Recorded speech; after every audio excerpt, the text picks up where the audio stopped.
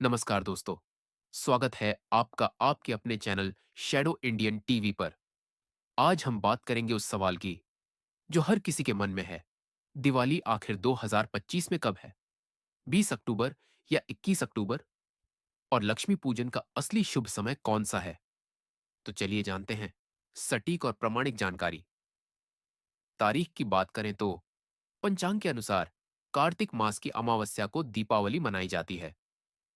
इस वर्ष अमावस्या तिथि शुरू होगी 20 अक्टूबर सोमवार को शाम 3:44 पर और समाप्त होगी 21 अक्टूबर मंगलवार को शाम 5:50 पर। इसीलिए साल 2025 में दीपावली का पर्व 20 अक्टूबर सोमवार को मनाया जाएगा। अब बात करते हैं लक्ष्मी पूजन के शुभ मुहूर्त की। इस वर्ष लक्ष्मी पूजन का सर्वोत्तम समय रहेगा शाम 7:08 से रात 8:18 तक। यही वो समय है जब मां लक्ष्मी पृथ्वी पर विचरण करती हैं। प्रदोष काल मुहूर्त रहेगा शाम 5:46 से रात 8:18 तक और वृषभ काल मुहूर्त शाम 7:08 से रात 9:03 तक। इन्हीं समयों को पूजा के लिए सबसे उत्तम माना गया है। दिवाली के शुभ चौघड़िया मुहूर्त इस प्रकार हैं। अमृत मुहूर्त सुबह 6:25 से 7:52 तक शुभ मुहूर्त। सुबह 9:18 से 10:45 तक लाभ मुहूर्त। दोपहर 3:04 से 4:31 तक अमृत मुहूर्त। शाम 4:31 से 5:57 तक चार मुहूर्त। शाम 5:57 से रात 7:31 तक लाभ मुहूर्त। रात 10:38 से 12:11 तक। इनमें से किसी भी मुहूर्त में लक्ष्मी पूजन या कोई नया कार्य करना अत्यंत शुभ फल देता है। अब जानते हैं दिवाली लक्ष्मी पूजन की विधि।